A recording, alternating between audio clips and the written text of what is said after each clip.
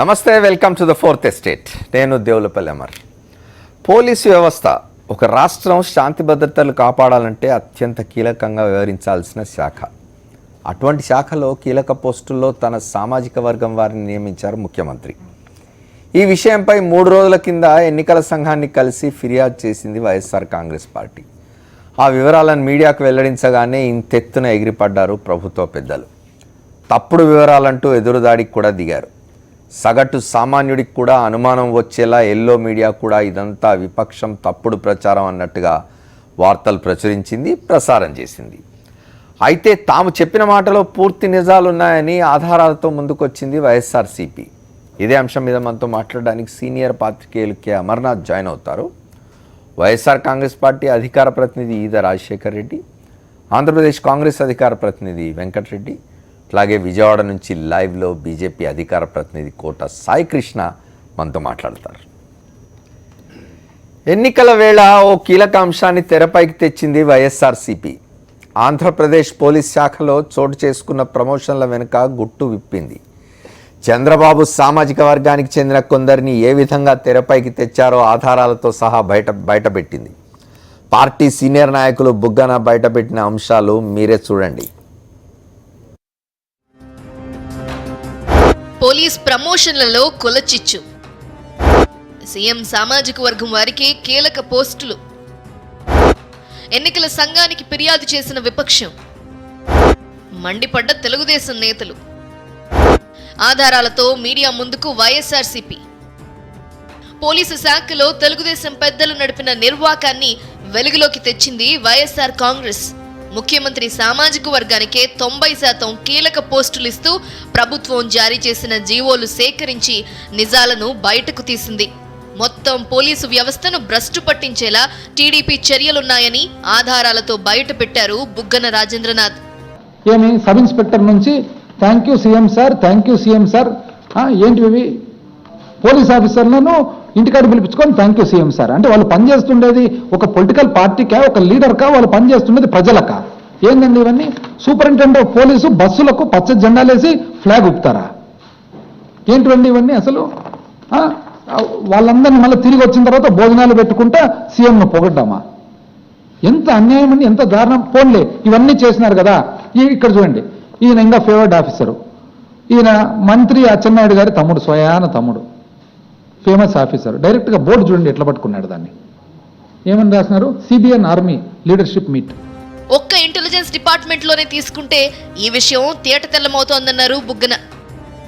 పోన్లే ముఖ్యమంత్రి గారు మీరు చెప్తున్నారు కదా సార్, ఏమని నాకు కుల వివక్ష లేదు, మీరు ఊరికి లేనిపోందని. రైట్ సార్, ఒక ఉదాహరణ తీసుకుందాం. ఉదాహరణలో ఒక రాష్ట్ర ఇంటెలిజెన్స్ విభాగమే తీసుకుందాం. మోస్ట్ కీలకమైనది ఇంటెలిజెన్స్ విభాగం. ఏబి వెంకటేశ్వరరావు గారు ఏడీజీ ఇంటెలిజెన్సు, యోగానంద్ గారు ఓఎస్డి రిటైర్, ఐజీపీగా రిటైర్ అయిన తర్వాత ఓఎస్డి, ఆ తర్వాత మాధవరావు గారు ఎస్పీగా రిటైర్ అయిన తర్వాత స్పెషల్గా ఓఎస్డి, ఆ తర్వాత గీతాదేవి గారు హెడ్ క్వార్టర్స్లో ఆర్ఐఓ. అంటే టోటల్ హెడ్ క్వార్టర్స్లో ఉండే ఇంటెలిజెన్స్ వ్యవస్థ. వీళ్ళంతా ఏ సామాజిక వర్గం సార్? అంటే వేరే సామాజిక వర్గాలు ఇంటెలిజెన్స్ విభాగంలో పనిచేసేదానికి ఎవరు లేరనే?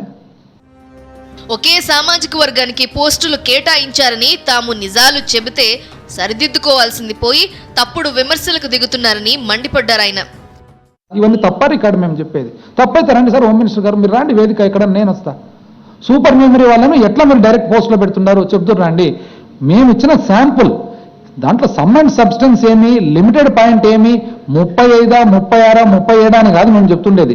ఒక శాంపుల్ 38 పోస్టులు తీస్తే 34 ఒక సామాజిక వర్గానికి చెందిన వాళ్ళు ఉంటాయి. అంటే వేరే సామాజిక వర్గ వాళ్ళు వాళ్ళకు అధికారం వినియోగించేదానికి రాదనే, వాళ్ళు కేపబుల్ కాదనే, వాళ్ళు ఇన్కాంపిటెంట్ అనే, వాళ్ళు నాట్ కేపబుల్ అనే. ఏంది అసలు? ఇండియన్ పోలీస్ మాన్యువల్ ప్రకారం ఎస్పీ అనేది క్యాడర్ పోస్టు, నాన్ ఐపీఎస్ పోస్టును భర్తీ చేయరాదు. ఐపీఎస్ అధికారి అందుబాటులో లేకపోతే మాత్రమే తాత్కాలికంగా నియమించాలి. ఈ విషయంలో గతంలో కూడా కేంద్ర ప్రభుత్వం స్పష్టమైన ఆదేశాలిచ్చింది. నాన్ క్యాడర్ అధికారితో ఎస్పీ పోస్టు భర్తీ చేస్తే అది అభ్యంతరకరమేనని తెలిపింది. అయినా చంద్రబాబు సర్కార్ మాత్రం అడ్డగోలుగా తమ వారికి పోస్టులు కట్టబెట్టారు. సడన్ గా సూపరింటెండెంట్ ఆఫ్ పోలీస్ జిల్లా పోలీస్ అధికారుల ట్రాన్స్ఫర్లు, GORT నంబర్ 253. ఏంటంటే ఏంది ఇది? దీంట్లో ముఖ్యమైన ట్రాన్స్ఫర్లు ఏమంటే ఏఆర్ దామోదర్ అనే ఒక ఆయనను ఎస్పీ విజయనగరంగా పోస్ట్ చేస్తారు. వెంకటరత్నం అనే ఆయనను ఎస్పీ శ్రీకాకుళంగా పోస్ట్ చేస్తారు. ఇంకొకటి కూడా ఉంది, ఆయన law and order joint commissioner Vishnuvardhan Raju. సరే, ఎట్లా చేస్తారండి ఇది? వీళ్ళు అసలు ఐపీఎస్ ఆఫీసర్సా? కాదే. ఐపీఎస్ ఆఫీసర్స్ కానప్పుడు ఎట్లా పోస్టింగ్ చేస్తారు? Cadre post. ఎన్నికల సమయంలో శాంతి భద్రతలతో పాటు అన్ని అంశాలు డీఎస్పీల చేతిలో ఉంటాయి. అందుకే కీలక పోస్టుల్లో తన వారిని బదిలీ చేసి ఎన్నికల్లో ప్రయోజనం పొందే వ్యూహాన్ని టీడీపీ అమలు చేస్తోంది. DSP Ongole, Tirupati ACP central Vijayawada, ACP north Vijayawada ఉత్తర విజయవాడ, ఏసీపీ మంగళగిరి, డిఎస్పీ కొవ్వూరు, మరి DSP Nandigama, DSP central Rajahmundry, DSP Kurnool జిల్లా, RIO regional intelligence officer Rajahmundry, special branch Guntur, DSP Gudivada, మరి DSP special branch Krishna, DSP intelligence, మరి DSP Thullur capital area. Numerary పోస్టుల్లోనూ ఇదే తీరు. డిఎస్పీ నెల్లూరు, డిఎస్పీ పలమనేరు, మరి ఏసీపీ, మరి intelligence Nellore, DSP Guntur, DSP Anantapuramu special branch, DSP SC cell Kovvur, DSP intelligence Visakhapatnam, DSP intelligence Guntur, DSP Gudur Nellore, DSP Markapur, DSP west Tirupati, DSP Guntur, DSP traffic, DSP Atmakur, DSP intelligence. మొత్తం 38 మంది అధికారులుగా బాధ్యతలు తీసుకున్న వారిలో ఏకంగా 34 మంది ఒకే సామాజిక వర్గానికి చెందినవారు. ఈ 38 పోస్టుల్లో సార్ మాకు తెలిసి ఒక 4 తప్ప మిగతా అందరూ ఒక సామాజిక వర్గానికి చెందిన వాళ్ళు. ఆ ఒక్క సామాజిక వర్గం కూడా ముఖ్యమంత్రి గారికి సంబంధించిన సామాజిక వర్గం. పైగా కొత్తగా ప్రమోట్ చేసిన వారిలో కొందరిపై ఏసీబీ కేసులు కూడా ఉన్నాయి. ఆరోపణలు ఎదుర్కొంటున్న తమవారు కాబట్టి అందలం ఎక్కించారు చంద్రబాబు. చేసిన పనులన్నీ చేసి పైగా కుల వివక్ష తమకు లేదంటూ హోంమంత్రి చినరాజప్ప చెప్పటం సిగ్గుచేటని అన్నారు బుగ్గన. 121 ఫోకల్ పోస్ట్ ఉన్నాయి, ముఖ్యమైన పోస్ట్. ఫోకల్ పోస్ట్ అంటే ముఖ్యమైనటివి లా అండ్ ఆర్డరు, ఇంటెలిజెన్స్, ఇట్లాంటి ఫోకల్ పోస్ట్. దాంట్లో మళ్ళీ మీరు అందరిని సమానంగా చూసుకుంటున్నారు కదా, ఎందుకు కేవలం 4 కాపులు 5 మంది ఎస్సీస్ ఉన్నారు దీంట్లో?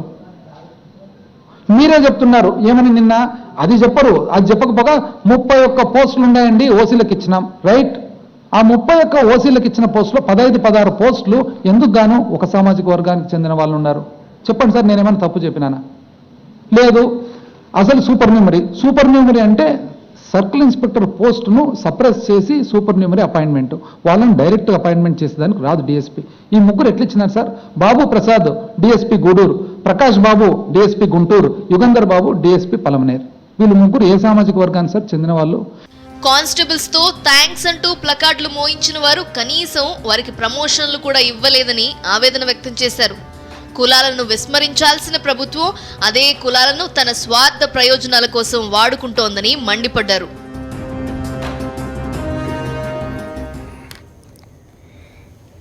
దేశమంతటా పరిస్థితి ఒకలాగానే ఉన్నట్టున్నది. పోలీసులు రాజకీయ వ్యవస్థకు మధ్య తేడా లేకుండా పోతున్నది. రాజకీయ నాయకులు పోలీసులను వాడుకుంటున్నారు.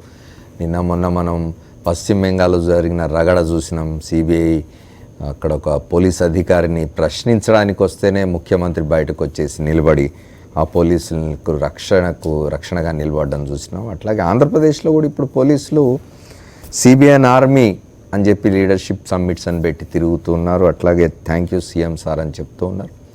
ముఖ్యమంత్రి సామాజిక వర్గానికి సంబంధించిన వారైనంత మాత్రాన పోలీస్ శాఖలో ఉన్నత పదవుల్లో ఉండకూడదని కాదు, కానీ ఆంధ్రప్రదేశ్లో జరుగుతున్నంతా కూడా కేవలం రేపు రానున్న ఎన్నికల్ని దృష్టిలో పెట్టుకొని ఎన్నికల్లో తమకు అనుకూలంగా వివరించడం కోసం అని చెప్పి పోలీసులకు పోస్టింగ్స్ ఇస్తున్నట్టుగా ప్రతిపక్షం వైఎస్ఆర్ కాంగ్రెస్ పార్టీ విమర్శిస్తున్నది. మొన్న ఢిల్లీలో కేంద్ర ఎన్నికల సంఘాన్ని కలిసి ప్రతిపక్ష నాయకుడు వైఎస్ జగన్మోహన్ రెడ్డి స్వయంగా ఫిర్యాదు చేసినారు. అయితే ప్రభుత్వానికి అనుకూలంగా ఉన్న మీడియా అంతా కూడా అట్లాంటిది ఏం లేదని చెప్పిన ఇవాళ బుగ్గన రాజేంద్రనాథ్ రెడ్డి మొత్తం పేర్లతో సహా బయట పెట్టినారు. అమర్నాథ్ గారు జాయిన్ అయ్యారు మనతో, వారితో మాట్లాడదాం. అమర్నాథ్ గారు చెప్పండి, ఏసీబీ కేసులు ఉన్న వాళ్ళని కూడా, ఏసీబీ కేసులు ఇంకా విచారణలో ఉండగా కూడా తీసుకొచ్చి వాళ్ళకి ఫోకల్ ఇచ్చినారు, అసైన్మెంట్స్ ఇచ్చినారు. ఫర్ ఎగ్జాంపుల్ అమరావతి రాజధాని తుళ్ళూరు ఆఫీసర్గా ఒక ఏసీబీ కేసు ఎదుర్కొంటున్న అతన్ని తీసుకొచ్చేసినారు. ఇట్లా 30 మందికి పైగా అధికారుల్ని ట్రాన్స్ఫర్ చేస్తే, పోస్టింగ్లు ఇస్తే అందులో 4 తప్ప మిగతా అంతా ముఖ్యమంత్రి సామాజిక వర్గానికి సంబంధించిన వాళ్ళు. అధికార పార్టీకి అనుకూలంగా పనిచేస్తారనే విమర్శను ఎదుర్కొంటున్నారు. అంటే మామూలుగా అయితే ఆఫీసర్లు సామాజిక వర్గాల గురించి మాట్లాడడం అన్నది సబబు కాదు మామూలుగా. కానీ ఇది ఎక్స్ట్రాడినరీ సిచ్యువేషన్. అది కూడా ఎన్నికల ముందు వచ్చింది. అంటే ఇంతకుముందు నుంచి కూడా ఆ సామాజిక వర్గానికి చెందిన వాళ్ళు ఎక్కువ ఉన్నారన్న విమర్శ అక్కడక్కడ వినపడుతూనే ఉంది. కానీ ఈ ఎన్నికలు వచ్చేటప్పటికి అది ఇంకా పెరిగింది. మరి ఎందుకని చేశారు అన్నది క్వశ్చన్స్ రేజ్ అవ్వడం, దాంట్లోకి పర్టికులర్గా అపోజిషన్ పార్టీ అటువంటి క్వశ్చన్స్ రేజ్ చేయడం అన్నది సహజంగానే జరుగుతుంది. దీని మీద ఇప్పుడు పోస్టింగ్లు అన్నవి లా అండ్ ఆర్డర్ పోస్టింగ్స్ ఇవన్నీ కూడా మన స్టేట్ గవర్నమెంట్ పరిధిలోనే ఉంటాయి. ఐపీఎస్ ఆఫీసర్లు, కేడర్ అధికారులు, ఐపీఎస్లో ఉన్న వాళ్ళ డిసిప్లినరీ అథారిటీ హోమ్ మినిస్ట్రీ అయినప్పటికీ, వాళ్ళ కేడర్ అథారిటీ హోమ్ మినిస్ట్రీ అయినప్పటికీ కింద పోస్టింగ్లు అపాయింట్మెంట్స్ పోస్టింగ్స్ అవన్నీ కూడా స్టేట్ గవర్నమెంట్ చేస్తే, అలా ముఖ్యంగా డిఎస్పీ పైన వాళ్ళైతే ముఖ్యమంత్రి చూస్తారు. ల్యాండ్ ఆర్డర్ ముఖ్యమంత్రి చేతుల్లోనే ఉంటుంది. జిఏడి ల్యాండ్ ఆర్డర్ ఆయనే ఉంచుకుంటారు కనుక ఏ చీఫ్ మినిస్టర్ అయినా వాళ్ళే చూస్తున్నప్పుడు ఇది క్వశ్చన్స్ రైజ్ అయినప్పుడు వాటికి ఏదో కుల సంకుల సమరం అని, లేకపోతే మొన్న ఎవరో తెలుగుదేశం అన్నాడు కులాల మధ్య చిచ్చు పెట్టడానికి ప్రయత్నం చేస్తున్నారు అపోజిషన్ వాళ్ళని ఇచ్చారు. కానీ ఇక్కడ మనం గమనించవలసింది ఏమిటంటే, ఇటువంటి ఆరోపణలు వచ్చినప్పుడు తప్పకుండా దానికి సరైన సమాధానం చెప్పాలి. బ్లాంకెట్గా ఏదో మరి ఎదురుదాడి చేసి ఏదో కులాలు చర్చ పెడుతున్నారు, ఆఫీసర్లు వాళ్ళ కేపబిలిటీని బట్టి మేము చేస్తున్నాం తప్పించి వాళ్ళు ఇది కాదు అని చెప్పడం సబబైన ఆన్సర్ కాదు అది. దీనికి ఇప్పుడు స్టేట్ గవర్నమెంటు ఒక పర్టికులర్ రాజకీయ ఎజెండాతో అవి చేస్తున్నది కనుక ఇప్పుడు it is the time for the election commission to intervene. కానీ ఇక్కడ ఒక చిన్న ఇదేమిటంటే, ఎలక్షన్ కమిషన్కి ఎన్నికల నోటిఫికేషన్ వచ్చిన తర్వాత వాళ్ళు చేతిలోకి పోదు. కానీ ఇప్పటి నుంచి కూడా వాళ్ళు గమనిస్తూ ఉండాలి. ఇక్కడ ఈ మధ్యకాలంలోనే మన ఎన్నికలకు మొన్న తెలంగాణ ఎన్నికలు జరిగాక చంద్రబాబు నాయుడు ఇక్కడికి వచ్చి ఇక్కడ తన ప్రభుత్వాన్ని ఏర్పాటు చేసుకోవడం చేసిన ప్రయత్నం విఫలమయ్యాక అక్కడ ఎన్నికల ఆఫీసర్ని, చీఫ్ ఎలక్టోరల్ ఆఫీసర్ని బదిలీ మార్చారు. ఎన్నికల సంఘం వాళ్ళు మార్చారు. ఆ కొత్తగా వచ్చిన ఆయన అంటే ఏదో ఒక ఎన్నికల ముందు ఇప్పుడు అక్కడ ఎన్నికల ప్రక్రియ అంటే ఇప్పుడు నోటిఫికేషన్ రాకపోవచ్చు, కానీ ఓటర్ లిస్ట్ గుర్తుంటే 2009 ఎన్నికల సందర్భంగా కేంద్ర ఎన్నికల సంఘం చెప్తే ఇక్కడ డీజీపీని మార్చారు. ఏకే మొహంతిని తీసుకొచ్చి డీజీపీ చేశారు. అలా చేసిన ఇన్స్టాన్సెస్ ఇక్కడే కాదు, దేశంలో చాలా చోట్ల ఉన్నాయి. ఇదివరకు ఉత్తరప్రదేశ్లో మార్చారు, ఇదివరకు ఒక ఎడిషనల్ డీజీపీని వెస్ట్ బెంగాల్లో మార్చారు. ఇలాంటి ఇన్స్టెన్సెస్ చాలా ఉన్నాయి. మనకి ఇక్కడైతే 2009 ఎలక్షన్లో ఏకే మొహంతిని ఎన్నికల సంఘమే చేసింది. కానీ ఎన్నికల ఆఫీసరు అదే చీఫ్ ఎలక్టోరల్ ఆఫీసరు మార్చడం అంటేనే అంటే ఈ ఎన్నికల ప్రక్రియ పక్కన పెడితే ముందు నుంచి రాష్ట్ర ఎన్నికల అధికారిని మార్చారంటేనే ఏదో ఒకటి ఉన్నది అన్నది ఒక ఇండికేషను. దీని మీద కేంద్ర హోమ్ మినిస్ట్రీ కూడా కొంచెం దృష్టి పెట్టవలసిన అవసరం అయితే ఉంది. ఎంచేతంటే ఈ మొత్తం అడ్మినిస్ట్రేటివ్ మెషినరీని, దాంట్లో లా అండ్ ఆర్డర్ మెషినరీని, యూనిఫార్మ్డ్ సర్వీసెస్ని పొలిటిసైజ్ చేస్తే it will have far reaching consequences. ఆ కాన్సిక్వెన్సెస్ దృష్టిలో పెట్టుకునైనా సరే home ministry should step in. మాట్లాడదాం సార్. మనతో కోట సాయి కృష్ణ, భారతీయ జనతా పార్టీ నాయకులు కూడా జాయిన్ అయ్యారు. విజయవాడ నుంచి ఒక షార్ట్ బ్రేక్ తీసుకొని వచ్చి మీతో పెద్దతో మాట్లాడారు. Welcome back to the fourth estate. మనం ఆంధ్రప్రదేశ్లో పోలీస్ శాఖలో జరుగుతున్న వ్యవహారాల గురించి మాట్లాడుకుంటున్నాం. ముఖ్యమంత్రి ఆయన ప్రెరాగేటివ్, అధికారుల్ని వారి సమర్థతను బట్టి, దీన్ని బట్టి ఎక్కడ ఎవరిని నియమించుకోవాలనేది. కానీ ఎన్నికలు తరుముకొస్తున్న వేళ అక్కడ జరుగుతున్న వ్యవహారం అంతా కూడా విమర్శలకు తావిస్తున్నది. దాని గురించి మాట్లాడుతున్నాం. సరే, వైఎస్ఆర్ కాంగ్రెస్ పార్టీ అధికార ప్రతినిధి ఇదా రాజశేఖర రెడ్డి మాట్లాడుతున్నాం. చెప్పండి. తరచుగా చంద్రబాబు గారు వాడే ఊతపదం ఒకటి మనం గుర్తు చేసుకుంటే, ఆ విధంగా ముందుకెళ్దాం, ఆ విధంగా ముందుకెళ్దాం అని అంటుంటారు. ఆ విధంగా ముందుకెళ్ళడం అంటే రాష్ట్ర ప్రజలకి ఈరోజు ఇప్పటికి ఒక క్లియర్ ఐడియా వచ్చేసింది. అదేంటంటే తన సామాజిక వర్గాలను, ధనిక వర్గాన్ని తనతో పాటు తీసుకెళ్దాం, అందులో మధ్యతరగతి దిగువలను వదిలేసేసి మిగతా సామాజిక వర్గాలను అన్నింటినీ వదిలేసేసి తన సామాజిక ధనికులను మాత్రం ముందుకు తీసుకెళ్లాలనేది ఈరోజు ఒక స్పష్టత ఇవ్వగలిగారు ఈ అపాయింట్మెంట్ల ద్వారా. ఎందుకు అని అంటే, మీరు ఒకసారి చూసినట్టు చంద్రబాబు గారి యొక్క చరిత్ర కూడా మీరు ఒకసారి మనం గమనించుకోవాలి. ఏదో ఈ ఒక్క అపాయింట్మెంటేనా, లేకపోతే ఇంతకుముందు కూడా మన రాష్ట్రంలో ఆయన రాజకీయ జీవితంలో జరిగాయి అనేది మనం ఒకసారి ఇదేంటి, వాళ్ళ సామాజిక వర్గానికి సంబంధించిన వాళ్లకు ఫేవర్ చేయడానికా, లేక రేపు రాబోయే ఎన్నికల్లో తమకు అనుకూలంగా వాళ్ళు వ్యవహరించాలనే ఆలోచనతోట ఏం జరుగుతున్నది? దాదాపు చాలా రాష్ట్రాల్లో ఇట్లాంటి పరిస్థితి ఉన్నది. నేను ఇంతకుముందు ప్రారంభంలో చెప్పాను బెంగాల్లో ఏం జరిగిందో. కరెక్ట్ సార్, అది ఖచ్చితంగా ఏంటంటే రేపు ఎలక్షన్లలో ఆయనకు ఒక భయం ఏర్పడిపోయింది. ఈ మధ్యకాలంలో మీరు ఆయన యొక్క వ్యాఖ్యలు చూస్తే చాలా భయపడుతూ ఒక రకమైన ఇదిలో మాట్లాడుతూ ఉన్నారు. జగన్మోహన్ రెడ్డి గారి యొక్క నాయకత్వ పటిమ కానివ్వండి, ఆయన ఇచ్చిన నవరత్నాల హామీకి కానీ ఆయన ఒక కన్ఫర్మేషన్కి వచ్చారు, మనం అధికారం రాలేము అని. అయితే పోయేటప్పుడు ఏదో ఒకటి ట్రై చేసి ఏదో ఒకటి గెలవాలని ఒక తాపత్రయపడుతున్నారు.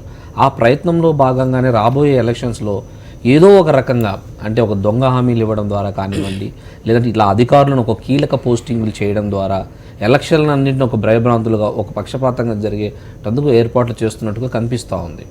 మరి ఇంత దారుణంగా కనీసం సిగ్గు ఎగ్గు లేకుండా నా ఇష్టం ఇది ఒక నియంతలాగా, ఎప్పుడో రాచరికంలాగా నాకు నచ్చింది నేను చేస్తాను, నాకు నచ్చిన వాళ్ళు నేను చేస్తానని ఒక ధోరణితో ఆయన ఆలోచన విధానం చూసారా, చాలా దుర్మార్గమైన ఆలోచన విధానం. మీరు ఇంతకుముందు మెన్షన్ చేసినట్టు మరి అంటే సామర్థ్యం ప్రకారం వెళ్ళాల్సిన చంద్రబాబు గారు అసలు ఈ రకంగా మీరు కేవలం కుల ప్రాతిపదికగా ఎందుకు వెళ్తున్నారు? మీరు ప్రమాణ స్వీకారం రోజున ఏం చేశారు? పక్షపాతం లేకుండా నా బాధ్యత నెరవేరుస్తాననేసి ఆయన స్వయంగా ప్రమాణ స్వీకారం రోజున చేశారు. ఇదేనా పక్షపాతం లేకుండా అంటే మిగతా సామాజిక సమర్థులేరా? అగ్రవర్ణాలు కానీ ఇప్పుడు 120 ఫోకల్ పోస్ట్ ఉంటే పోలీస్ శాఖలో, అందులో 4 కాపు సామాజిక వర్గ వారు, 5 ఎస్సీలు, మిగతాలంతా మళ్ళీ అదే సామాజిక వర్గం సంబంధించిన వాళ్ళు. అంటే మిగతా సామాజిక వర్గాల్లో సమర్థులు లేరా? చదువుకున్న వాళ్ళంతా అప్పర్ కాస్ట్ కానివ్వండి, బీసీలు కానివ్వండి, లేకపోతే మన దళితులు కానివ్వండి, ఎంత గొప్ప మేధావులు ఉన్నారు, ఎంత గొప్ప సామర్థ్యం గల వాళ్ళు ఉన్నారు ఆ విభాగాల్లో. మీరు అవన్నీ మర్చిపోయి ఆయన ప్రకటించిన వెంటనే ఈయన చినరాజప్ప గారు వచ్చేసేసి కనీసం చినరాజప్ప సామాజిక వర్గం విలువ ఇవ్వలేదు. అక్కడ 120 పోస్టులు ఇచ్చేది 4 కాపులే, 5 ఎస్సీలకు, దళితులకి. అంటే ఈ రకంగా మీరు మోసం చేస్తూ ఉంటే మీరు ఒక్కసారి గమనించినట్టయితే, అంటే చంద్రబాబు గారికి కుల వివక్ష ఉంటుందా ఉండదనడానికి ఎవరో వేరే వాళ్ళు కమెంట్ చేయడం కాదండి. వాళ్ళు ఆయనతో పాటు కలిసి తిరిగిన వాళ్ళు చదువుకునే వయసులో సిపిఐ నారాయణ గారు ఆ మధ్యకాలంలో ఒక వాక్యం చేశారు. అప్పట్లో ఆయన సామాజిక వర్గం కుర్రలను వెనకేసుకొని ఒక బలంలాగా చూపించుకొని నెట్టుకొచ్చేవాడు ఎలా కింద మీద పడే అనేసారు. తర్వాత నాదెళ్ల భాస్కర్ మొన్న మధ్య చూశారు మీరు, కాంగ్రెస్లో ఉన్నప్పుడు ఒక కమ్మ రెడ్లు అని లేకపోతే వివిధ సామాజిక వర్గం డివిజన్ చేసి తీసుకొస్తే చెన్నారెడ్డి గారు కొట్టబోయారనేది నాదెళ్ల భాస్కర్ ఆయన సామాజిక వర్గానికి చెందిన వాళ్ళే అన్నారు. అలాగే జస్టిస్ ఈశ్వరయ్య గారు కూడా అన్నారు, తన సామాజిక వర్గాలని జడ్జిలు చేసుకోవడానికి, అంటే రిప్రజెంటేటివ్ వాళ్ళని ప్రమోట్ చేయడానికి బీసీలను పనంగా పెట్టారనేసి జస్టిస్ ఈశ్వరయ్య గారు మొన్న మధ్య అన్నారు. దానికి కూడా కనీసం ఇంతవరకు ఖండన కూడా లేదంటే ఆయన ఒప్పుకున్నట్టే కదండి. ఈ రకంగా అంటే మీరు ఇంకోటి అసలు ఈయన యొక్క కుల వివక్షని మీకు లండన్ రీసెర్చ్ స్కాలర్ కూడా ఒక దలైలా అనే ఒక లేడీ ఒక రీసెర్చ్ చేసి తన పిహెచ్డిలో ఇదే సబ్మిట్ చేసింది మన అంతకుముందు హైటెక్ సిటీ చుట్టూ. ఆయన ఏది చేసినా కుల పక్షపాతంతోనే చేస్తారు అని, ఇంకోటి ప్రజా సంక్షేమం పట్టదని ఆవిడ కూడా ఇచ్చారు. అంటే మనకు తెలుగు వాళ్ళ నుంచి దేశ స్థాయి నుంచి ప్రపంచ స్థాయికి కూడా ఈయన కుల వివక్ష ఎలా ఉంటుంది, ఈయనలో తన కులానికి ఎందుకు అంత ఇస్తారు, అందులో కూడా ధనిక సామాజిక వర్గం, ధనికులకే, మళ్ళీ పేదవాళ్ళంటే ఈయన నచ్చదు, మళ్ళీ ఆ సామాజిక వాళ్ళు ధనికులకే ఇస్తారు మళ్ళీ.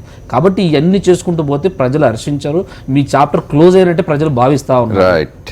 వెంకటరెడ్డి గారు, ఒకటి సరే పోస్టింగ్స్లో ఫేవర్ చేసినారు వాళ్ళ సామాజిక వర్గానికి సంబంధించిన వాళ్లకు, లేదా తనకు అనుకూలంగా ఉన్న వాళ్ళకని అట్లా పెడితే, అసలు ఆంధ్రప్రదేశ్లో ఏం జరుగుతున్నది? పోలీస్ ఫోర్స్లో ఉన్న వాళ్ళు సిబిఎన్ ఆర్మీ అని బోర్డులు పెట్టుకొని, థ్యాంక్ యూ సీఎం సార్ అని బోర్డులు పెట్టుకొని మార్చ్ పాస్ట్లు చేయడము, ఆయనను ప్రస్తుతిస్తూ ప్రసంగాలు చేయడం.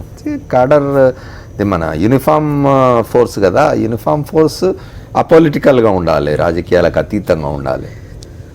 2004లో రాజశేఖర రెడ్డి గారు ముఖ్యమంత్రి అయినప్పుడు ఏవిఎస్ రెడ్డి గారని కడప జిల్లా రాజంపేట నుంచి ఐఏఎస్ ఆఫీసర్ ఉన్నారు. వారు సమర్థులు, చాలా నిజాయితీ పర్లేదు, అందరికీ తెలిసిన అంశం. వారికి యాక్చువల్గా డ్యూ ప్రకారం వాళ్ళకి చీఫ్ సెక్రటరీగా డ్యూ ఉంది వాళ్ళకి. అంటే ఇది కోఇన్సిడెంటల్, అదేం వాళ్ళకి ఎప్పుడో 1968 బ్యాచ్ ఐఏఎస్ ఆఫీసరు చీఫ్ సెక్రటరీకి అవకాశం ఉంటే రాజశేఖర రెడ్డి గారు సీఎం అవడంతో ఒకే సామాజిక వర్గము ఒకే జిల్లా వాళ్ళు అయితే ప్రజల్లోకి రాంగ్ సిగ్నల్స్ వెళ్తాయి. దో ఆయన ఐఏఎస్ ఆఫీసర్ నిజాయితీపరుడు సమర్థుడు అయినప్పటికీ కూడా వారిని తీసుకోకుండా వేరే వాళ్ళని తీసుకోవడం. మీరు ప్రస్తావన తెచ్చారు కాబట్టి మాట చెప్తాను. చంద్రబాబు నాయుడు గారి దగ్గర చీఫ్ సెక్రటరీగా పనిచేసిన మోహన్ కందాన్ కొనసాగించుకున్నాడు రాజశేఖర్ గారు, ఎందుకంటే మార్చలేదు చీఫ్ సెక్రటరీ. యాక్చువల్గా డ్యూ ఇతనికి ఉంది, ఉన్నప్పటికి కూడా ఇది ఒకే జిల్లా ఒకే సామాజిక వర్గం అని చెప్పేసి కొనసాగించడం జరిగింది తీసుకోకుండా. యాక్చువల్గా అది జరిగింది. సరే, ఈరోజు పరిస్థితి తీసుకుంటే జనరల్గా మనకేంటంటే ప్రజలకు ప్రభుత్వానికి అనుసంధానంగా ఉండేది మనకున్న వ్యవస్థలో ముఖ్యమైన వ్యవస్థలు రెండు. ఒకటి పోలీసు వ్యవస్థ, రెండు రెవెన్యూ వ్యవస్థ. ఈ రెండు ఏంటంటే ప్రభుత్వానికి ప్రజలకు అనుసంధానంగా ఉంటాయి. మిగతా వ్యవస్థలు ఉన్నాయంటే ఉంటాయి. ఈ రెండు ఏంటంటే తెల్లవారితే రోజు ఉదయం నుంచి సాయంత్రం వరకు రెగ్యులర్గా టచ్లో ఉండాలి. సో తద్వారా ఏమవుతుంటే ఈ రెండు వ్యవస్థలకి ప్రజల ఆర్థిక స్థితి ఏంటి, సామాజిక స్థితి ఏంటి, ఎక్కడెక్కడ వాళ్ళ స్ట్రెంత్ లేనిది, వీక్నెస్ లేదు, కంప్లీట్ అవగాహన ఉన్న వ్యవస్థలు ఈ రెండు వ్యవస్థలు. సో ఆ నేపథ్యంలో ఏమవుతుందంటే ఈ రెండు వ్యవస్థలకైనా మన వ్యక్తులు, అది సామాజిక వర్గం పరం అనుకోవచ్చు, లేకపోతే ఇంకా వేరే విధంగా అనుకోవచ్చు, కానీ మన వ్యక్తులు అనేది కానీ ఆ వ్యవస్థల్లో ఫోకల్ పోస్టుల్లో ముఖ్యమైన ఘాట ఉన్నట్లయితే అది డెఫినెట్గా ఆ ప్రభుత్వానికి అంటే ఎన్నికల సందర్భంలో ఉపయోగపడటానికి అవకాశం ఉంటుంది. అందులో డౌట్ ఏం లేదు. అందులో ఇప్పుడు పోలీసు వ్యవస్థనే తీశారు. నేనేమంటున్నాను, రెండో వ్యవస్థ కూడా ఉంది, రెవెన్యూ వ్యవస్థ కూడా. సో దాంట్లో కూడా లిస్టు తీస్తే ఎంతమంది ఏంటనేది తెలుస్తుంది. ఎందుకంటే ఈ రెండు వ్యవస్థలు చాలా కీలకమైన, ఎన్నికలప్పుడు కీలకమైన. ఎందుకంటే మొత్తం ఎన్నికల మేనేజ్మెంట్ మొత్తం కూడా ఎలక్షన్ కమిషన్ చేతిలో ఉన్నా కూడా బట్ మెకానిజం యూజ్ చేసుకునే మెకానిజం మాత్రం ఈ రెండు వ్యవస్థల మీద ఆధారపడి ఉంటుంది. ఎందుకంటే ఎలక్షన్ కమిషనర్ సపరేట్గా ఏ నార్త్ ఇండియా నుంచో లేకపోతే వేరే స్టేట్ నుంచో వేరే కంట్రీ నుంచి తెచ్చుకోరు. కాకపోతే ఆ టైంలో అతనికి కంట్రోల్లోకి వెళ్తారనే కానీ బట్ మొత్తం అయితే ఎక్కువ యూజ్ చేసుకుంటే ఈ రెండు వ్యవస్థల్ని. బట్ అతను యూజ్ చేసుకున్న టయానికి ఈ రెండు వ్యవస్థలో ముఖ్యమైన వ్యక్తులు ఉంటే అతను పైనుంచి ఆర్డర్స్ ఇస్తారు కానీ బట్ దాన్ని ఎంతవరకు వీళ్ళు ఫాలో అవుతారు, యాజ్ పర్ రూల్స్ ఫాలో అవుతారా, వాళ్ళ ఇష్టం ప్రకారం ఫాలో అవుతారా. ఆల్రెడీ ప్రజలతో అనుసంధానం ఉంది కాబట్టి ఎక్కడ ఎప్పుడు ఎలా చేయాలో మొత్తం ముందుగానే సిస్టమేటిక్గా ప్లాన్ అయి ఉంటుంది. తద్వారా ఏమవుతుందంటే ఎలక్షన్ కమిషన్ ఉన్నా కూడా ఆ మేర కంట్రోల్ చేస్తారని నేను అనుకోను ఇది. సో ఈ రెండు వ్యవస్థల్లో రెవెన్యూ వ్యవస్థ కూడా డీటెయిల్స్ తీసినట్లయితే మొత్తం తెలుస్తుంది. అయితే మనకేంటంటే బ్యూరోక్రసీకి ప్రభుత్వానికి చిన్న తెర ఉంటుంది. ఇది దాటి వాళ్ళు రాకూడదు, వాళ్ళు దాటి దీంట్లోకి వెళ్ళకూడదు. కాకపోతే ఇప్పుడు ఏమవుతుందంటే ఇది నిర్భయంగా నిస్సిగ్గుగా కలిసిపోతున్నారు. అందుకు ఉదాహరణే థ్యాంక్ యూ సీఎం అని, లేకపోతే ఇంకో బోర్డు సిబిఎన్ ఆర్మీ కావచ్చు, ఇంకో పోస్టులు కావచ్చు, ఇంకో తిరగడం కానీ మనకు విజిబుల్గా టాంజిబుల్ కనిపిస్తున్నవి. మరి టాంజిబుల్ కనిపించినవి తర్వాత ఏదో ఒక పొలిటికల్ ప్రోగ్రామ్కి జిల్లా పోలీస్ సూపరింటెండెంట్ జెండా ఊపి ప్రారంభించడం. మీకు ఏమంటున్నాను సార్, ఇది political programme, not government programme. ఏమంటే ఇది మనకు కెమెరాకు దొరికినాయో లేకపోతే టాంజిబుల్ 1-2 సంఘటనలు ఇవి. దొరకని సంఘటనలు ఎన్ని ఉంటాయి, దీన్ని లింక్ చేసుకుంటూ విజువలైజ్ చేసుకుంటూ పోతే. సో ఇలాంటివన్నీ ఉంటాయి. సో ఆ గ్యాప్ అనేది చిన్నటి తెర ఉంటుంది, దాన్ని దాటకూడదు. దాన్ని ఏ రోజో దాటారు. అందుకు ఉదాహరణకు కోకొకళ్ళు మనం చెప్పుకుంటూ పోతే అనమాట. సో ఈరోజు ఏంటంటే ప్రభుత్వాలు అనేది టెంపరీ. ఈరోజు ఈ ప్రభుత్వం ఉండొచ్చు, రేపు ఇంకోటి ఉండొచ్చు. అధికారులు అనేది విచక్షణతో ఉండాలి. వాళ్ళు ఈరోజు నీ సామాజిక వర్గం వ్యక్తి ముఖ్యమంత్రి కావచ్చు, లేదా రేపు ఇంకో సామాజిక వర్గం రావచ్చు. బట్ మీరు అల్టిమేట్గా you should be responsible to the government of Andhra Pradesh. General term ఇప్పుడు జరుగుతుందని అదే ఆ లైన్ తెర దింపారంటున్నాను. తెర తీశారు, తెర తీసి కలిసిపోయారు. తెర తీసి కలిసిపోయారు. దీనికేంటి ఎలక్షన్ కమిషన్ నోటిఫికేషన్ వచ్చిన తర్వాత ఆ రోజు వాళ్ళు చర్యలు తీసుకోవడానికి టైం సరిపోదు. వాళ్ళు ఇంప్లిమెంట్ చేసే ప్రాసెస్లు ఉంటారు కానీ ఈ చర్యలు తీసుకోవడానికి అవకాశం ఉంటుంది. ఏమున్నా కూడా నోటిఫికేషన్ రాకముందే ఈరోజు సమాచారం ఇవ్వడం జరిగింది ఎలక్షన్ కమిషన్కి. మరి వాళ్ళు కూడా ఇమీడియట్గా స్పందించాలి కదా. స్పందించేసి పోస్టులు జంబ్లింగ్ సిస్టంలోనూ మిగతా అంశాల్లో మనకు ఒక స్టూడెంట్ కాపీ కొడతాడంటేనే జంబ్లింగ్ చేసి వాడు ఒక స్కూల్లో చదివితే ఇంకో తీసుకుపోయి ఇంకో స్కూల్లో పడేసి ఎన్ని ఇబ్బందులు పెడతారు, రాపిస్తారు. మరి ఇక్కడ ఏకంగా రాష్ట్ర ప్రజల భవిష్యత్తుని నిర్ణయించే అంశంలో ఎందుకు వాళ్ళ నాన్ ఫోకల్లో పెట్టకూడదు, లేదా జంబ్లింగ్ సిస్టమ్ ఎందుకు ఫాలో అవ్వకూడదు, లేకపోతే కొన్ని రోజులు పెట్టమని లీవ్లో పెట్టమనండి అంత అనుమానం ఉంటే దట్ రైట్ యాజ్ ఎలక్షన్ కమిషన్కి ఉంది. They have to exercise that right. Amarnath గారు అంత సమయం ఉంటుందా తీసుకోవాలి. ఇప్పుడు నోటిఫికేషన్ వస్తే ఉండదు. ఇప్పుడు అట్లీస్ట్ కంప్లైంట్ ఎన్నికల కమిషన్ కి అధికారం లేదు, ఇచ్చారు కదా నోటిఫికేషన్ వస్తే తప్ప. కంప్లైంట్ ఇచ్చారు కదా, బై దట్ టైం ఎక్సర్సైజ్ చేసి ఉంటే రేపు ఇమీడియట్గా వన్స్ నోటిఫికేషన్ రాగానే ఇమీడియట్గా చేసుకోవడానికి అవకాశం ఉంటుంది. బట్ ఆ మేర వర్క్ నడుస్తుందంటే చూడాలి మరి. రైట్. ఇప్పుడు సమయం లేకపోవచ్చు కానీ ఇప్పుడు ఇప్పటికే కంప్లైంట్ వెళ్ళింది కనుక they can seek explanation. Appointment sir. ఇంకొకటి చిన్నది కూడా ఏంటంటే, మీకు గుంటూరులో ఒక యూనివర్సిటీలో ర్యాగింగ్ జరిగిన విషయంలో కూడా ఒక అమ్మాయి మరణిస్తే అక్కడ కూడా ఈ సామాజిక వర్గం చెందిన వాళ్ళు ఉన్నారనేసి ఆ కేసును కూడా నీరుగార్చిన చరిత్ర చంద్రబాబు గారిది. రిజిస్ట్రేషన్ అనే అమ్మాయి విషయంలో ఆ పాప అమ్మాయి ర్యాగింగ్ విషయాన్ని బలైపోతే కనీసం ఆ కేసు ఇప్పటిదాకా ఏం జరిగిందో ఎంతవరకు వచ్చిందో కూడా తెలియకుండా ఏదో ఒక 10 లక్షలు గవర్నమెంట్ తరఫున ఇచ్చేసేసి వాళ్ళందరూ నిందితులు కొంతమంది కాపాడడం చూసాం మనం.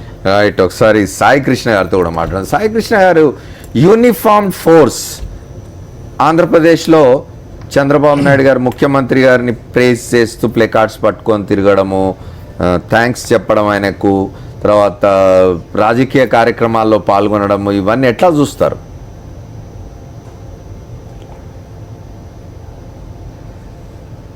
అమర్ గారు, ముందు అసలు అక్కడ ఉన్నటువంటి పెద్దలందరికీ కూడా నమస్కారం. ఓకే, నమస్తే, చెప్పండి. ఇంతకు ముందు ఒకసారి ఇటువంటి ఒక డిబేట్లో మనం పాల్గొనడం జరిగింది. అయితే అత్యంత దురదృష్టకరమైన అంశం ఏంటంటే, మిత్రులు వెంకటరెడ్డి కూడా ఉన్నారు నిన్న మాట్లాడినప్పుడు, అత్యంత దురదృష్టకరమైన విషయం ఏంటంటే సామాజిక వర్గాల వారీగా రాజకీయాలను కలిపి చర్చించుకునేటువంటి దౌర్భాగ్య పరిస్థితి ఈ రాష్ట్రంలో ఈరోజు రావటం. చెప్పండి. ఈ పరిస్థితికి కారణము ఖచ్చితంగా చంద్రబాబు నాయుడు గారు అని చెప్పాల్సిందో ఏ రకమైనటువంటి సందేహం లేదు. అయితే ఈ చర్చని నా ఓపెనింగ్ రిమార్క్ ఏంటంటే, మహాత్మా గాంధీ గారు మనకు చెప్పినటువంటి ఒక స్టేట్మెంట్ మనం ఈరోజు గుర్తు చేసుకోవాల్సినటువంటి అంశం ఉంది. If you want to become the leader, take the people with you అన్నారు ఆయన. Not to take the your own people with you అని ఆయన చెప్పలేదు పాపం. ఆ రోజు ఆయనకు తెలియదు ఆ విషయం. అట్లాగే ఆ తర్వాత మనం స్వాతంత్రం సిద్ధించుకున్న తర్వాత వచ్చినటువంటి రాజ్యాంగ స్ఫూర్తి ఏదైతే ఉందో, అందరికీ సమాన అవకాశాలు, సమన్యాయం, సహజ న్యాయంగా సమాజంలో ఉండాలి. ఈ రెండు రకాలైనటువంటి స్ఫూర్తిని మనం కొనసాగించాలి అంటే ఈరోజు ఇప్పుడు జరుగుతున్న పరిణామాలని ఆ రాజ్యాంగ స్ఫూర్తిలో గీటురాయిగా మనం పెట్టి చూసినట్టయితే ఖచ్చితంగా ఈరోజు జరుగుతున్నటువంటి ఈ అక్రమమైనటువంటి ప్రమోషన్లు కానీ, లేకపోతే ఈ దొడ్డిదారి నియామకాలు కానీ, యూనిఫామ్ ఫోర్స్ ఏదైతే ఈరోజు ఈ రాష్ట్రంలో విచ్చలవిడిగా చంద్రబాబు నాయుడు గారి లోగోని పట్టుకొని తెలుగుదేశం జెండా మోస్తూ తిరుగుతూ ఉందో, అది ఖచ్చితంగా ఈ రాష్ట్రంలో ప్రజాస్వామ్యాన్ని, రాజ్యాంగ స్ఫూర్తిని మంటగలిపే విధంగా ఉంది అంటల్లో ఏమాత్రం సందేహం లేదు. నేను మీకు వీటితో పాటు ఒక ఎగ్జాంపుల్ ఇస్తానండి. ఇందాక మిత్రులు వెంకటరెడ్డి గారు మాట్లాడుతూ పోలీసు వ్యవస్థ, రెవెన్యూ వ్యవస్థలు ప్రజలకు అనుసంధానమై ఉంటాయి, వాటితోటి కొంత పోల్ మేనేజ్మెంట్ చేసుకోవచ్చు అనేది. వెంకటరెడ్డి గారు మరొక విషయాన్ని మర్చిపోయారు. అత్యంత కీలకమైనటువంటి మూడో వ్యవస్థ విద్యా వ్యవస్థ. ఈ విద్యా వ్యవస్థ గురించి నేను మీకు ఒక 2 విషయాలు చెప్పాలి.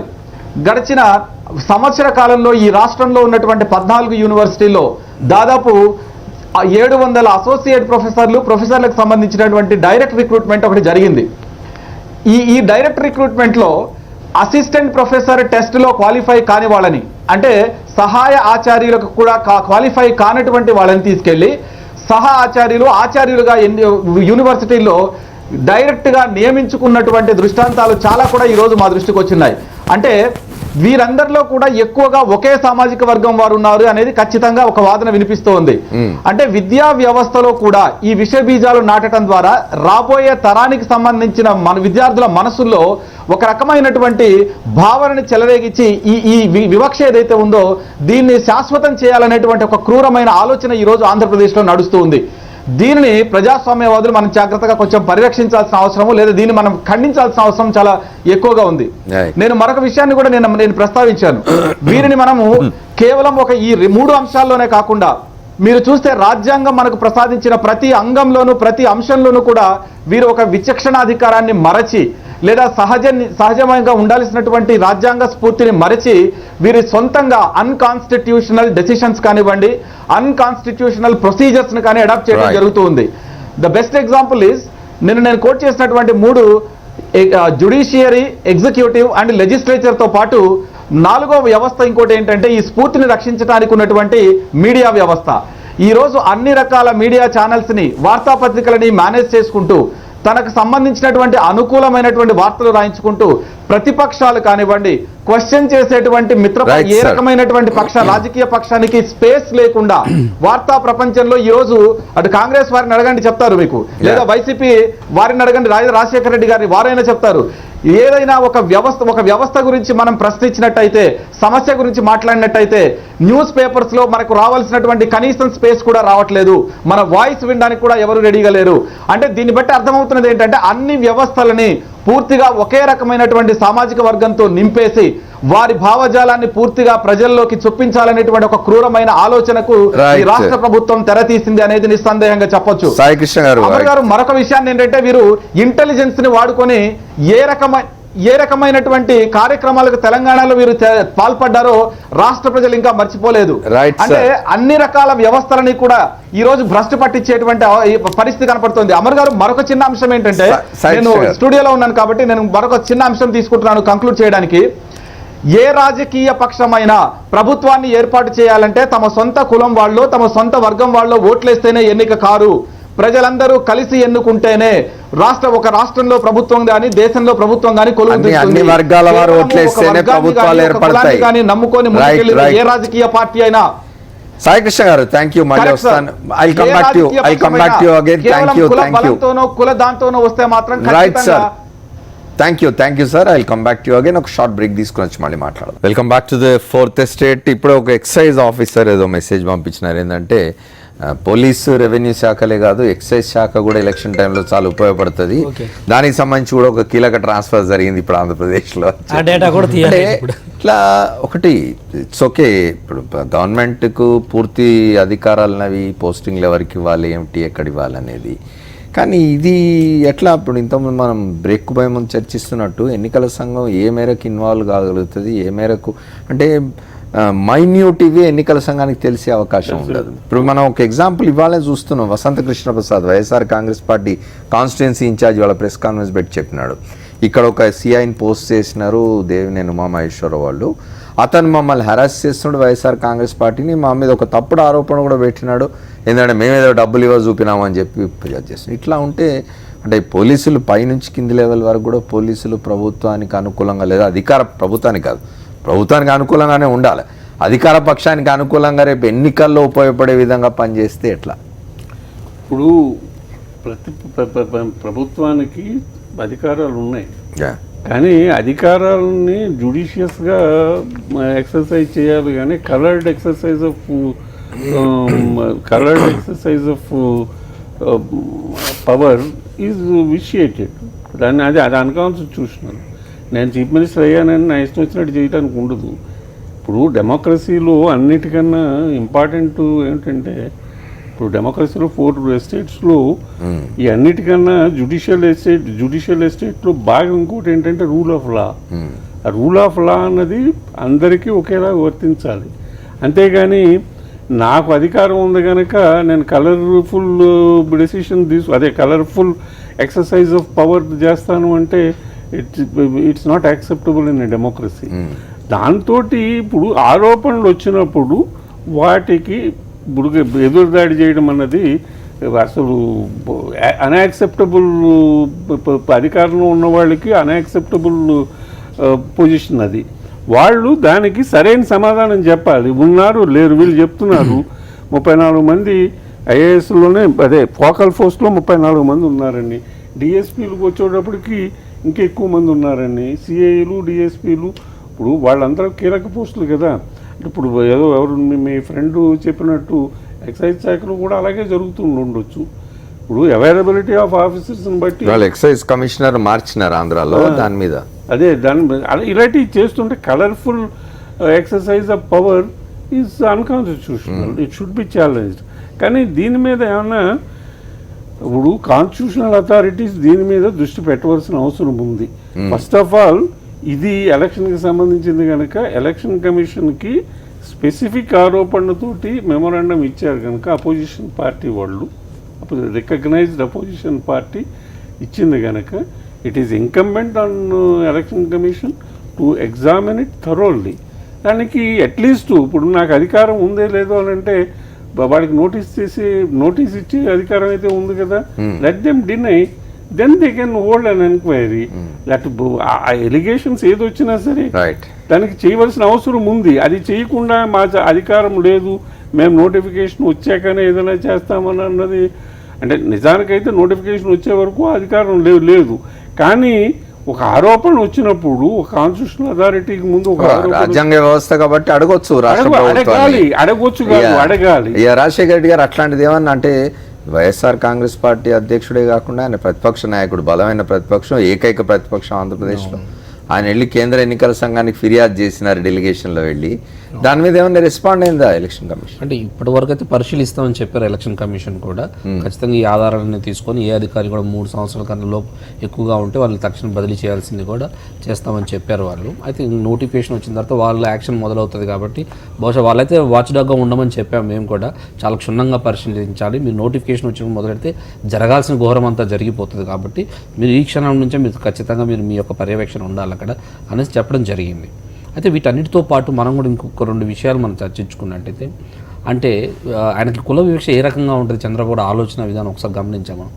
ఇక్కడేమో ప్రమోషన్లు ఇచ్చుకుంటూ పోతారు, అదే రకంగా బీసీలోకి వచ్చేసరికి మీరు ఆదరణ పథకాన్ని పెట్టి వాళ్ళకి ఇస్త్రీ పెట్టెలు, వాషింగ్ మిషన్లు ఇచ్చేసేసి, అంటే మీరు అక్కడే ఉండండి, ఆ పని చేసుకుంటూ ఉండండి, మేము మాత్రం ప్రమోషన్తో వెళ్ళిపోతాం. అంటే ఇక్కడ జరుగుతున్న చూసారా, ఏ కుటుంబం అయినా ఏ సామాజిక వర్గం ముందుగా అంటే ఇంకా అదే వృత్తి మీద ఆధారపడిన వాళ్ళకి ఇవ్వడంలో తప్పే ఉన్నది కాదు సార్. అక్కడే అంటే కూడా వాళ్ళకి బలవంతంగా ఇస్తే అనాలి. అదే సార్, ఇప్పుడు ఆ కుటుంబానికి మీరు ఫీజు రీయింబర్స్మెంట్ ఇస్తున్నారు కూడా ఆలోచించాలి కదా.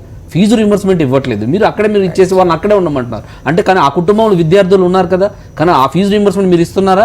ఫీజులో ₹1,00,000 వరకు పెరిగాయి, ఈయన ఇచ్చేది మాత్రం 30,000 అసలు ఇవ్వట్లేదు కూడా. అది ఇది దృష్టిలో పెట్టుకుని ఆనాడు వైఎస్ రాజశేఖర రెడ్డి గారు మనం ఏ సామాజిక వర్గం బాగుపడాలి, ఈ సమాజం బాగుపడాలి అంటే విద్య ముందుగా ప్రధానంగా విద్య అందిస్తే ఖచ్చితంగా అన్ని వర్గాలు బాగుంటాయనే ఉద్దేశంతో పెట్టారు. ఆ రకంగా ఈయన మర్చిపోయేసి మిగతా వాటి మీద దృష్టి పెట్టేసేసి మిగతా వర్గాలు మోసం చేస్తా ఉన్నారు చూస్తారా, ప్రజలు హర్షించదగ్గది కాదు. ఇది ఒక్కటే కాదు సార్, మీరు టైమ్స్ ఆఫ్ ఇండియా పత్రిక కూడా మీరు ఒక్కసారి గమనించినట్టయితే ఆ రోజు రాజధాని శివరామకృష్ణ కమిటీ వద్దన్నా కూడా టైమ్స్ ఆఫ్ ఇండియా కథనం ప్రకారం నేను చెప్పి ఆరోపణలు కాదండి, టైమ్స్ ఆఫ్ ఇండియా ఇచ్చిన దాని ప్రకారం ఏంటి, తన సామాజిక వర్గ ధనవంతులు ఎక్కువ ఉన్నారు కాబట్టి అక్కడ చేద్దామన్నారు. మళ్ళీ అదే రకంగా ఆ సామాజిక పేదవాళ్ళైన ఒక మహిళ ఆ భూములు లాక్కునేటప్పుడు ఒక మహిళ వచ్చింది, పాపం పేద మహిళ, ఒక రైతుకు సంబంధించిన మహిళ వచ్చేసి నా భూములు లాక్కుంటావా, నేను టీడీపీ పుట్టిన కాడ నుంచి నేను ఓటేస్తుంటే నువ్వు నా భూములు లాక్కుంటావా, నీ భూములు ఇవ్వచ్చు కదా అని అన్నది. ఆ మహిళ పాపం ఇప్పుడు దాకా ఎక్కడికి వెళ్ళిందో కూడా తెలియదు. మరి అంటే ఆ సామాజిక వర్గంలో కూడా ఈయనకు ధనవంతులు అంటేనే ప్రేమ, మిగతా వర్గాలు ఆయన చాలా వివక్షలు చూపిస్తారు. అలాంటి మీరు చాలా కోకొకలు ఉంటాయి. మీరు చంద్ర ఆలోచన విధానం లోకేష్ గారు ఆ మధ్యకాలంలో అన్నారు, ఆయన మనసులో మాట అనుకోకుండా ఒక కుల పిచ్చి, ఒక అవినీతి, మత పిచ్చి ఉన్న పార్టీ ఏదైనా ఉందో టీడీపీ అని చెప్పకనే చెప్పేస్తారు ఆయన. అంటే ఈ రకంగా మనసులోని భావాలు ఏంటంటే మనం అదేదో కాంగ్రెస్ అనబోయి టీడీపీ అన్నాడు అన్నప్పుడు అట్లా అనుకోవచ్చు, కనుక ఆయన మనసులో భావం అదే, వాళ్ళు చేస్తుంది అదే. ఇప్పుడు లేకపోతే అనుకో చేస్తుంది అదే కాబట్టి కుమారుడు కూడా స్వయంగా ప్రకటించేశాడు. అలాగే ఈ మధ్యకాలంలో కొంతమంది అధికారులు కూడా చెప్పారు, ఏసీబీ దాడులు కూడా ఇతర సామాజిక వర్గాల మీద ఎక్కువ జరుగుతూ ఉన్నాయి, దయచేసి ఒకటి గమనించండి అని కూడా చెప్పారు వాళ్ళు. సో ఈ రకంగా మీరు అంటే మొత్తం ఏ రకంగా ఆలోచనలు చూసుకున్నా కూడా చంద్రబాబు గారి యొక్క ఆలోచన చాలా దుర్మార్గంగా నడుస్తుంది రాష్ట్రంలో. సమాజాన్ని ఓవరాల్ గా ఆంధ్రప్రదేశ్లో ఉన్న సమాజాన్ని భ్రష్టు పట్టిస్తున్నారు. ఇవన్నిటిని పోవాలనే జగన్మోహన్ రెడ్డి గారు విద్యా వైద్యానికి చాలా ఇంపార్టెన్స్ ఇస్తున్నారు. వీళ్ళన్ని అన్ని సమాజాలు దోహదపడాలి, కుల వివక్ష లేని సమాజాన్ని స్థాపించాలని జగన్మోహన్ రెడ్డి. ఇది అంశం గురించి మాట్లాడదాం. సాయి కృష్ణ గారు చెప్పండి, ఇవాళ ఎన్నికల సంఘం, కేంద్ర ఎన్నికల సంఘం దృష్టికి చాలా వివరంగా తీసుకుపోయినారు, ఒక పవర్ పాయింట్ ప్రజెంటేషన్ కూడా ఇచ్చినారు, పేర్లతో సహా అన్ని ఇచ్చినారు. కేంద్రం ఏమైనా కదులుతుందా?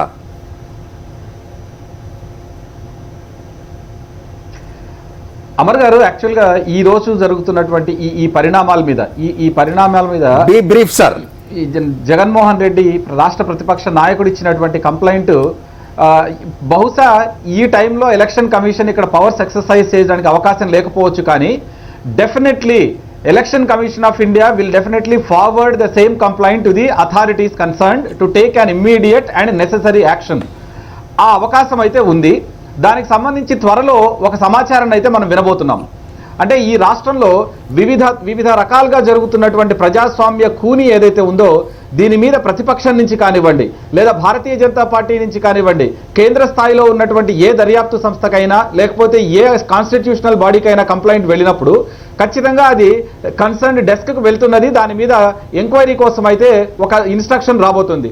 నేను గతంలో కూడా ఇదే ఛానల్లో కూర్చొని చాలా ఓపెన్గా చెప్పాను మీకు. ఆ రోజు మార్నింగ్ డిబేట్లో చెప్పాను, జగన్ మీద జరిగినటువంటి హత్యాయత్నం కేసులో కేంద్ర ప్రభుత్వము థర్డ్ పార్టీ చేత ఎంక్వైరీ చేయబోతున్నది. ఈ న్యూస్ మీరు వింటారు అని కూడా చెప్పాను. దానికి ఒక మాట కూడా చెప్పాను, law will take its own course of time. న్యాయం ఈ భారతదేశంలో ఒక సుదీర్ఘమైన ప్రక్రియ కాబట్టి ఒక 2 నెలలు టైం పడుతుందని. 2 నెలల తర్వాత ఎన్ఐఏ దర్యాప్తు గురించి మీరు విన్నారు. అట్లాగే ఎలక్షన్ నోటిఫికేషన్ రాకడానికన్నా ముందుగానే ఈ ఎలక్షన్ కమిషన్ కి జగన్మోహన్ రెడ్డి ఏదైతే ఫిర్యాదు ఇచ్చాడో దీని మీద ఖచ్చితంగా ఒక చర్య అయితే తీసుకోబడుతుంది అనేది నేను మీ ద్వారా రాష్ట్ర ప్రజలకు తెలియజేస్తున్నాను. ఇది కేంద్ర ప్రభుత్వం దీని మీద స్పందిస్తుంది. తక్షణం అవసరమైన మేరకు అవసరమైనటువంటి చర్యలు తీసుకోవడానికి దానికి సంబంధించినటువంటి చర్యలు జరుగుతాయి. మరొక అంశాన్ని ఇక్కడ ప్రస్తావించాలి అమర్ గారు. ఈయన నిత్యము మాట్లాడితే వ్యవస్థ ధ్వంసం గురించి లేకపోతే ప్రజాస్వామ్య పరిరక్షణ గురించి ప్రజాస్వామ్య స్ఫూర్తి అంటూ మాట్లాడుతూ ఉంటారు. ఆంధ్రప్రదేశ్ ప్రజలు అర్థం చేసుకోవాల్సిన విషయం ఏంటంటే, నేను మీకు ఎగ్జాంపుల్ చెప్తున్నాను. రాయలసీమలో ఉన్నటువంటి 4 జిల్లాలకు సంబంధించి రాయలసీమ రాష్ట్ర సమితి అనేటువంటి ఒక స్వచ్ఛంద సంస్థ పనిచేస్తూ ఉంది. ఈ స్వచ్ఛంద సంస్థ ఫిబ్రవరి 2వ తారీఖు ఆంధ్రప్రదేశ్ గవర్నర్కి మరియు ఆంధ్రప్రదేశ్లో ఉన్నటువంటి చీఫ్ సెక్రటరీ కూడా ఒక మెమొరాండం సమర్పించారు. ఒక కంప్లైంట్ లాంటిది, అది ఒక లెటర్ రాశారు. ఏంటంటే, ఈ రాష్ట్రంలో ఉన్నటువంటి 9 యూనివర్సిటీలకి 9 విశ్వవిద్యాలయాల్లో గడిచిన 6 నెలలుగా నియమించినటువంటి వైస్ ఛాన్సలర్స్ ఎవరైతే ఉన్నారో వీటిలో దాదాపుగా 7 ఒకే సామాజిక వర్గానికి చెందిన వారు. కాబట్టి వీరి ద్వారా అక్కడ ఉన్నటువంటి అర్హత లేని వాళ్ళకు కూడా ప్రమోషన్లు వస్తున్నాయి అనేటువంటిది వారు కంప్లైంట్ చేశారు. దీని మీద ఇన్వెస్టిగేట్ చేయమని కూడా గవర్నర్ గారికి వారు కంప్లైంట్ చేయడం జరిగింది. ఆ కాపీ నా దగ్గర ఉంది. అంటే నేనేం చెప్పబోతున్నానంటే, రాజ్యాంగ స్ఫూర్తిని కాపాడాల్సినటువంటి కస్టోడియన్ అయినటువంటి గవర్నమెంట్ రాజ్యాంగ స్ఫూర్తిని తుంగలో తొక్కి రాష్ట్రాన్ని కులాల కుంపట్లుగా మార్చి కాచుకోవాలనేటువంటి క్రూరమైన ప్రయోగాల్ని ఈ రాష్ట్రంలో అమలు చేస్తోంది. Our time is running out. Venkatareddy గారు చెప్పండి. అన్ని డిపార్ట్మెంట్ ఉంటే ముఖ్యంగా రెవెన్యూ వ్యవస్థ అనేది గ్రామ స్థాయి. నిన్న ఎప్పుడో ఉదయం కొమ్మినేని శ్రీనివాసరావు గారి షోలో ఒక ఆయన ఫోన్ చేసి, కాంట్రాక్ట్ లెక్చరర్ ఫోన్ చేసి చెప్పినాడు, యూనివర్సిటీస్ లో మొత్తం అంతా ముఖ్యమంత్రి గారి సామాజిక వర్గానికి సంబంధించిన వారు వైస్ ఛాన్సలర్ గానే ఉంటారు లేదా రిజిస్ట్రార్ గానే ఉంటారు. ఆ సామాజిక వర్గం సంబంధించిన వారు రిజిస్ట్రార్ గా ఉన్నా సరే వైస్ ఛాన్సలర్ ఆయన మాట వినాల్సిందే అని. నరసింహారెడ్డి గారని అనంతపురం నుంచి వారు కాల్ చేశారు. మరి అదే రోజు సాయంత్రం వారి పేరు పదే చెప్పడం వారి ఉద్యోగం పోతుందని చెప్పారు. వాళ్ళు అదే రోజు వెళ్ళి కలుస్తామన్నారు. సీఎం గారిని సాయంత్రం మీటింగ్ ఉంది, వెళ్ళి కలుస్తామని చెప్పారు వాళ్ళు. ఇందులో ఓపెన్ ఉంది. అయితే రెవెన్యూ వ్యవస్థ, పోలీస్ వ్యవస్థ ఎందుకన్నామంటే, రెవెన్యూ వ్యవస్థ వారు కోర్టు ద్వారా రోస్టర్ లో వాళ్ళు అపాయింట్మెంట్ తెచ్చుకున్నారు.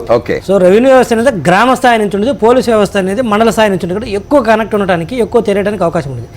ఇప్పుడు ఈ కంప్లైంట్ ఎలక్షన్ కమిషన్తో పాటు గవర్నర్ గారు కూడా ఇచ్చుకోవచ్చు కావాలంటే. ఎందుకంటే ఇప్పుడు 2 ఏకమవుతున్నాయి.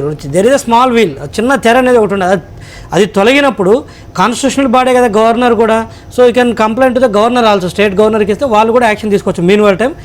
అండ్ సెంట్రల్ ఎలక్షన్ కమిషన్ కూడా they can refer to the governor. So ఈ కోఆర్డినేషన్ ఉంటే కొంత తగ్గించడానికి అవకాశం ఉంటుంది. అమర్నాథ్ గారు ఒకటి ఇక్కడ ఇప్పుడు వారు అన్నట్టుగా రాష్ట్ర governor is representative of centre. ఆయన he can report to the central గవర్నమెంట్కి చెప్పొచ్చు ఏం జరుగుతుంది ఆంధ్రప్రదేశ్లో అనేది. రెండవది, సెంట్రల్ గవర్నమెంట్ రోల్ ఏముండదు. ఎలక్షన్ కమిషన్ సరే కేంద్ర ఎన్నికల సంఘం యాక్ట్ చేయాల్సిందే. ఒక రాష్ట్రంలో ఇట్లాంటివన్నీ జరుగుతున్నప్పుడు కేంద్ర ప్రభుత్వం రోల్ ఏముండదా?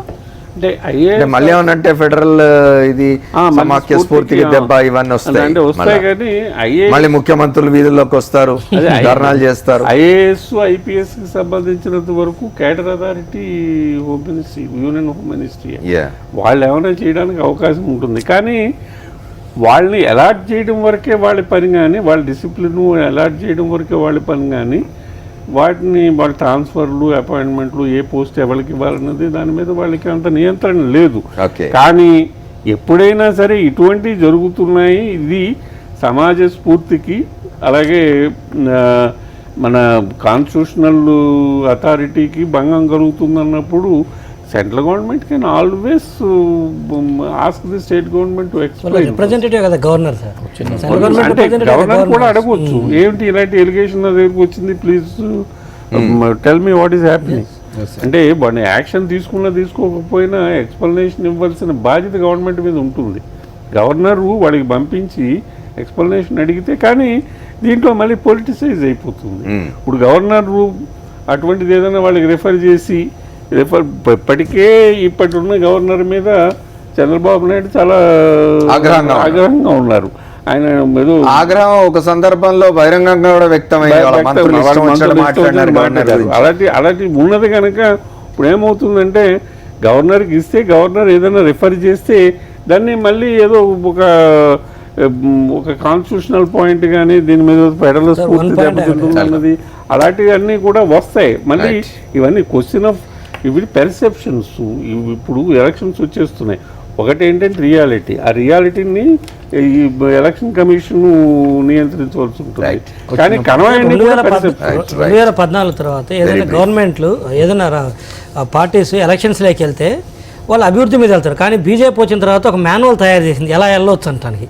సాయికృష్ణ గారు ఇంతసేపు లెక్చర్స్ చెప్పారు కదా, అసలు ఒక మాన్యువల్ తయారు చేసింది వాళ్ళే. 2014 రాష్ట్రాల్లో ఎలా గవర్నర్లోకి రావాలంటే ఇదిగో ఈ సామాజిక వర్గం కులపరాలంగా వేసుకోవడం కానీ, ముందు డబ్బులు పంపిణీ కానీ, అన్ని రకాలుగా ఒక మాన్యువల్ క్రియేట్ చేశారు. కేసీఆర్ గారు మొన్న మాన్యువల్ ఫాలో అయ్యారు. రేపు చంద్రబాబు నాయుడు గారు ఆ మాన్యువల్ ఫాలో అయ్యారు. ఇంకో సబ్జెక్ట్ చిన్న పాయింట్ ఏంటంటే, నిజంగా ఈ ప్రభుత్వానికి కుల వీక్ష లేదనుకుంటే మీరు 2014 జరిగిన అపాయింట్మెంట్ తీసి ఒక శ్వేతపత్రం విడుదల చేయగలరు. అలాంటి ధైర్యం ఉందా ఈ ప్రభుత్వానికి? మీరు అక్కడ దాకా పోతున్నారు, 2014 నుంచి అంటున్నారు. ఇప్పుడు జరిగిన తాజా పోస్టింగ్ల మీద పేర్లు చెప్పకుండా, అనుకూల మీడియాలో పేర్లు చెప్పకుండా లేదు లేదు అది తప్పు అబద్ధం అని రాస్తున్నారు. పేర్లు సామాజిక వర్గాల పేర్లు బయట పెట్టాడు కదా బుగ్గన అమర్నాథ్ గారు, వెంకటరెడ్డి గారు, రాజశేఖర్ రెడ్డి గారు, అట్లాగే సాయికృష్ణ గారికి కూడా కృతజ్ఞతలు వాళ్ళ చర్చలో పాల్గొన్నందుకు. ఏదేమైనా పోలీసులు కానీ అధికారులు ఉద్యోగులు వీళ్ళంతా కూడా శాశ్వతంగా పనిచేయాల్సి ఉంటుంది, ప్రజలకు సేవ చేయాల్సి ఉంటుంది. ప్రభుత్వం అధికారంలోకి రాజకీయ పక్షాలు వస్తుంటాయి పోతుంటాయి. ప్రజలు కోరుకుంటే వాళ్ళు అధికారంలో ఉంటారు, ప్రజలు వద్దనుకుంటే వారు మారుతారు, ఇంకో రాజకీయ పక్షం అధికారంలోకి వస్తుంది. కానీ అధికారులు ఉద్యోగులు అట్లా కాదు, వాళ్ళు ప్రజాసేవకులు. వాళ్ళు రాజకీయ పక్షాలకు సేవ చేయడం కాకుండా ప్రజలకు సేవ చేసే ఆలోచనతో పనిచేయాలి. అది మనం చెప్పాల్సింది. ఇది వాటి 4th ఎస్టేట్. రేపటి 4th ఎస్టేట్లో మళ్ళీ కలుద్దాం. State Yoon to Sakshi. This is Amar signing off.